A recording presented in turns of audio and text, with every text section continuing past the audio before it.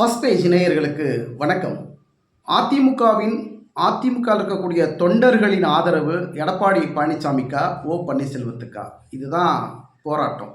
அதிமுகவில் இருக்கக்கூடிய சிக்கல், பல குழப்பங்கள் எல்லாமே அடிமட்ட தொண்டர்களுக்கு ஏற்படக்கூடிய மிகப்பெரிய குழப்பமும் இதுதான்.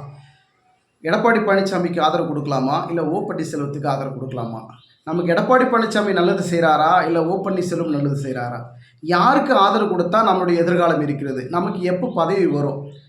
ஊராட்சி மன்ற தேர்தலிலும் சரி, சட்டமன்ற தேர்தலிலும் சரி, நாடாளுமன்ற தேர்தலிலும் சரி, நமக்கு இந்த வாய்ப்புகள் நமக்கு கிடைக்கணும், தேர்தலில் போட்டியிடக்கூடிய வாய்ப்புகள் நமக்கு கிடைக்கணும்னா எடப்பாடி பழனிசாமிக்கு ஆதரவு கொடுத்தா கிடைக்குமா, இல்லை பன்னீர்செல்வத்துக்கு ஆதரவு கொடுத்தா கிடைக்குமாங்கிறதுல மிகப்பெரிய குழப்பம்.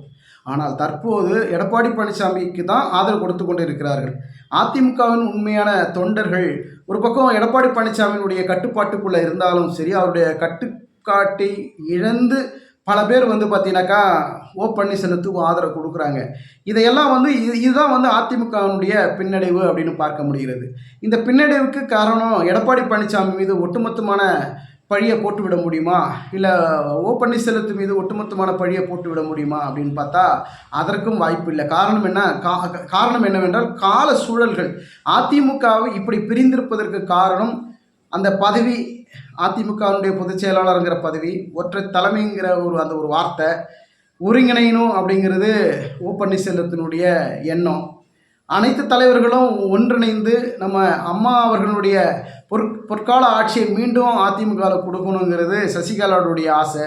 நம்மளும் பொதுச் செயலாளர் வரணுங்கிறது சசிகலாவுடைய எண்ணம். இதையெல்லாம் ஒவ்வொருத்தருக்கும் ஒரு விதமான எண்ணங்கள், மன ஓட்டங்கள், அவர்களுடைய விருப்பத்திற்கேற்ப செயல்படுறதுனால இந்த தலைவர்கள்லாம் பிரிந்திருக்கிறாங்க அதிமுகவில். இவர்களை ஒன்றிணைப்பது எளிதா கஷ்டமா அப்படின்னு பார்த்தீங்கன்னாக்கா ரொம்ப கஷ்டம்தான். ஏன்னா எல்லாருக்கும் பதவி ஆசை. அதே போல் எடப்பாடி பழனிசாமி அதிமுகவின் பொதுச் செயலாளராக இருக்கின்ற பட்சத்தில் அவர்களை ஒன்றிணைய விடமாட்டார். ஏன்னா இவர் அதிமுக கட்டமைச்சிருக்கிறாரு. அதிமுகவோட தற்போது வழிநடத்தக்கூடிய, தற்போது பொதுச் செயலாளராக இருந்து அதிமுக அடுத்த கட்டத்துக்கு கொண்டு செல்லக்கூடிய மிகப்பெரிய ஒரு பொறுப்பு இருக்கிறவர் எடப்பாடி பழனிசாமி. அப்படி இருக்கிற பொழுது எடப்பாடி பழனிசாமி அவர்கள் சொல்வதைத்தான் பொறுப்பாளர்களை கேட்குவாங்க, மூத்த தலைவர்கள் கேட்குறாங்க. ஆனாலும் ஒரு குறிப்பிட்ட ஒரு 6 அமைச்சர்கள், குறிப்பிட்ட ஒரு 15 எம்எல்ஏக்கள் பார்த்தீங்கன்னா எடப்பாடி பழனிசாமிக்கு எதிராக போர்க்கொடி தூக்குறதையும் நம்மளால் பார்க்க முடிகிறது. அப்போது எடப்பாடி பழனிசாமிக்கு எதிராக போர்க்கொடி தூக்குறாங்கன்னா அப்போ யாருக்கு அவர்கள் ஆதரவு கொடுக்குறாங்க? வேறு யாருக்கு? பன்னீர்செல்வத்துக்கு தான். கொஞ்சம் பேர் பார்த்தீங்கன்னா சசிகலாவுக்கும் ஆதரவு கொடுக்குறாங்க. சரி, இவங்க 2 பேரும் பன்னீர்செல்வமும் சசிகலாவும் அதிமுகவுக்கு உள்ள இருந்தாங்கன்னா கண்டிப்பாக மீண்டும் நம்ம ஆட்சிக்கு வந்துடலாம் அப்படிங்கிறது அதிமுக இருக்கக்கூடிய மூத்த தலைவர்களுக்கும் சரி, அடிமட்ட தொண்டர்களுக்கும் அடிமனதில் ஆழ்மனதில் இந்த எண்ணம் தான் இருக்குது. ஆனால் எடப்பாடி பழனிசாமி ஒரு கேட்டு போட்டு வச்சிருக்கிறாரு, ஒரு லாக் போட்டிருக்காரு. இந்த கோட்டுக்குள்ளே நீங்கள் கோட்டுக்கு வெளியே போகக்கூடாது, இந்த கோட்டுக்குள்ளேயே தான் நீங்கள் இருக்கணும், என்னுடைய வழிகாட்டுதலின்படி தான் நீங்கள் செயல்படணுங்கிற அந்த ஒரு கட்டுப்பாட்டை எடப்பாடி பழனிசாமி விதித்திருக்கிறார். அதனால தான் சில மூத்த தலைவர்கள், முக்கிய பொறுப்பாளர்கள், மாவட்ட செயலாளர்கள் எதுவுமே அவங்களால செய்ய முடியல. இதற்கெல்லாம் எப்படி இந்த அதிமுகவுக்குள்ள ஒரு விடை கிடைக்கும், ஒரு தீர்வு கிடைக்கும் அப்படிங்கிறது நம்ம பொறுத்திருந்தால் பார்க்கணும். ஏன்னா சட்ட போராட்டங்கள் சரி, இப்போ அதிமுகனுடைய பொதுச் செயலர் இருக்கக்கூடியவர் எடப்பாடி பழனிசாமி தற்போது அவர் பல தேர்தல்களில் போட்டியிட்டிருக்கிற அத்தனை தேர்தல்களையும் தோல்வி அடைந்திருக்கிறார். இப்போ நடந்து முடிந்த நாடாளுமன்ற தேர்தலில் கூட பல தொகுதிகளில் டெபாசிட் இழந்திருக்கிறாங்க. வாக்கு சதவீதம் குறைந்திருக்கிறது. அதே போல் மகளிருக்கு உண்டான வாக்கு, அந்த வாக்கு அதிமுகவுக்கு விழலை. இப்படி பல சிக்கல்கள் அதிமுகவில் இருக்குது. இதெல்லாம் எப்படி எடப்பாடி பழனிசாமி சமாளிக்க போகிறாருங்கிற கேள்வி அதிமுக வட்டாரக்குள்ளே அதிகமாக எழுந்து கொண்டிருக்கிறது. வேலுமணி உள்ளிட்டவர்கள் அதிமுகவில் பன்னீர்செல்வத்தை இணைக்கணும், சசிகலாவை இணைக்கணுங்கிறதுல முனைப்பு காட்டுறாரு. இருந்தாலும் பாஜக எப்படியாவது வேலுமணியை வச்சு அதிமுக ஒருங்கிணைக்கணும், மீண்டும் அதிமுக பாஜகக்குள்ளே கொண்டு வரணுங்கிற முயற்சியை எடுத்தாங்க. தற்போது அந்த முயற்சி தோல்வி அடைந்து இருக்கிற மாதிரி தான் பார்க்க முடிகிறது. ஏன்னா எஸ்பி வேலுமணி அதிமுக ஒரு கட்டத்தில் ஓவர்டேக் பண்ணுறாரு. அதிமுகவை வழிநடத்தக்கூடிய பொறுப்புக்கு வேலுமணி வருவார் அப்படிங்கிற ஒரு சலசலப்பான பேச்சு அடிபட்டது. ஆனால் சில நேரங்களில் பத்திரிகையாளர் சந்திப்பில் எஸ்பி வேலுமணி அவர்கள் தெளிவாக சொல்லிட்டார், இல்லை அப்படியெல்லாம் கிடையாதுங்க, இது பொய்யான செய்தி, இது வந்து யாரோ தேவையில்லாமல் கட்டுக்கதைகள் அவுத்து விடுறாங்க, வதந்திகளை பரப்புகிறாங்க. இதெல்லாம் நம்பாதீங்க. நாங்கள் அண்ணன் எடப்பாடி பழனிசாமி அவர்களுடைய வழிகாட்டுதலில் அவருடைய தலைமையின் கீழ் தான் நாங்கள்லாம் செயல்படுறோம். அவருடைய ஆலோசனைப்படியும் நாங்கள்லாம் கூடி உட்காந்து பேசி தான் எந்த ஒரு முடிவும் நாங்கள் எடுக்கிறோம். அவரை மீறி நாங்கள் தன்னிச்சையாக எந்த முடிவும் நாங்கள் எடுக்கலைங்க அப்படிங்கிறத தெளிவான ஒரு விளக்கத்தை கொடுக்குறாரு.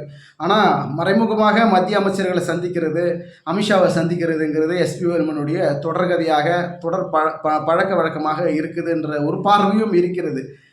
ஆனாலும் இருக்கக்கூடிய மூத்த தலைவர்களுக்கும் அமைச்சர்களுக்கும் எம்எல்ஏக்களுக்கும் ஒரு சலசலப்பு, மன வருத்தம் இருக்கத்தான் செய்யும். எடப்பாடி பழனிசாமி ஏங்க இப்படி பண்ணுறாரு? நம்ம வந்து எல்லாரும் ஒரு குடையின் கீழ் இருக்கணுங்க. அதிமுகங்கிறது மாபெரும் கட்சி. இந்த மாபெரும் இயக்கத்தில் நம்மளாம் பிரிந்திருக்கிறது மிகப்பெரிய வேதனையாக இருக்குதுங்கிறது பல மூத்த தலைவர்கள் சொல்கிறாங்க. ஆனால் அதையெல்லாம் எடப்பாடி பழனிசாமி ஏற்கிற மாதிரி இல்லை. உங்களுடைய வேதனையில் நீங்களே வச்சுங்க, எனக்கு ஏன் பிரச்சனை, நீங்கள் நான் சொல்கிற மாதிரி கேளுங்க. அதிமுகனுடைய பொதுச் செயலாளராக இருந்து நான் சொல்கிறேன், அதை வந்து நீங்கள் பின்பற்றுங்க அப்படிங்கிற உத்தரவை தான் போடுறாரே தவிர அவங்களுடைய கருத்துக்களையும் அவங்களோட ஆலோசனையும் வந்து எடப்பாடி பழனிசாமி கேட்கறது இல்லைங்கிற மனக்குமுறல்கள் அதிமுக வட்டாரத்தில், அதிமுக தொண்டர்கள் வட்டாரத்துலேயும் பொறுப்பாளர்கள் வட்டாரத்துலேயும் அதிகமாக இருக்குது அப்படின்னு சொல்கிறாங்க. எப்படி 2026 சட்டமன்ற தேர்தலை எதிர்நோக்க போகிறாங்க, எப்படி அதை சமாளிக்க போகிறாங்க, யாருடன் கூட்டணி வைத்து அந்த தேர்தலை சந்திக்க போகிறார்கள் அப்படிங்கிற பல்வேறு கேள்விகள் இருக்கிறது. ஆகஸ்ட் 16ஆம் தேதி அதிரடியான செயற்குழு கூட்டத்தை எடப்பாடி பழனிசாமி கூட்டியிருக்கிறார். அந்த செயற்குழு கூட்டத்தில் பல்வேறு தீர்மானங்களும் போட இருக்கிறாரு.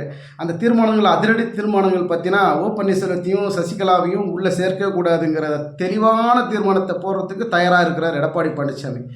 எப்படி இந்த முடிவுக்குள்ளே எடப்பாடி பழனிசாமி வராரு, அவர் எப்படி இதை தன்னிச்சையாக முடிவெடுக்கிறாரு அப்படின்னா, உண்மையாகவே தன்னிச்சையாக தான் முடிவெடுக்கிறாருங்க.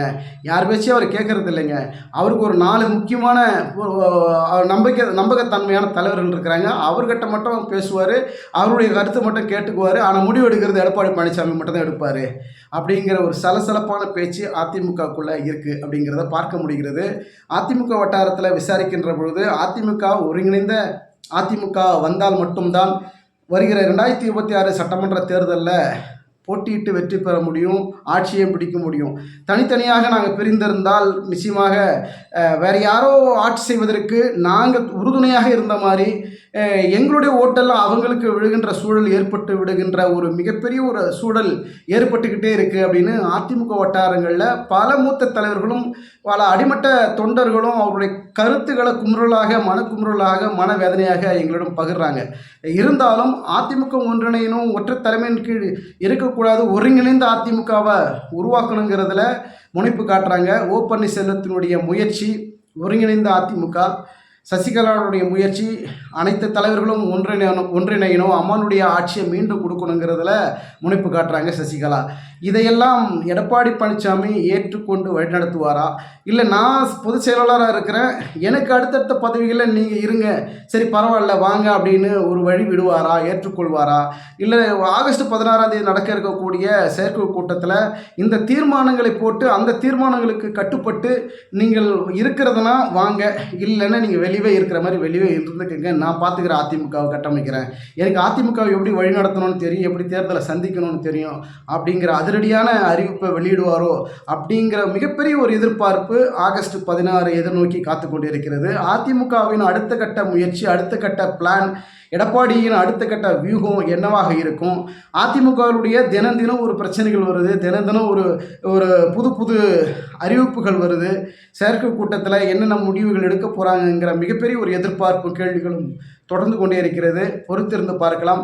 எடப்பாடி பழனிசாமியினுடைய இந்த வியூகங்கள் அதிமுகவுக்கு பலம் பொருந்தியதாக மாறுமா, இல்லை பலம் இழக்கக்கூடிய ஒரு சூழலை உருவாக்குமா என்று பொறுத்திருந்து பார்க்கலாம்.